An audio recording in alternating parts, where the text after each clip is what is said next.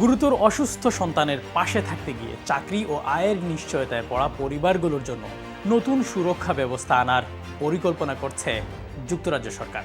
Huge লো নামে পরিচিত প্রস্তাবের আওতায় জীবন হুমকিপূর্ণ অসুস্থতায় আক্রান্ত শিশুর অভিভাবকদের বিশেষ ছুটি, চাকরির সুরক্ষা এবং ন্যূনতম আর্থিক সহায়তা দেওয়ার বিষয়টি বিবেচনা করা হচ্ছে।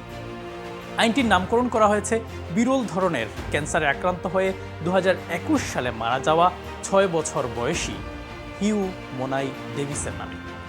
সরকারি তথ্য অনুযায়ী যুক্তরাজ্যে প্রায় 30 লাখ মানুষ সরকারি চাকরির পাশাপাশি পরিবারের সদস্যদের পরিচর্যার দায়িত্ব পালন করেন।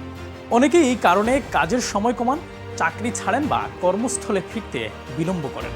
এর ফলে অর্থনীতিতে প্রতি বছর প্রায় 37 বিলিয়ন পাউন্ড ক্ষতি হয় বলে জানিয়েছে সরকার।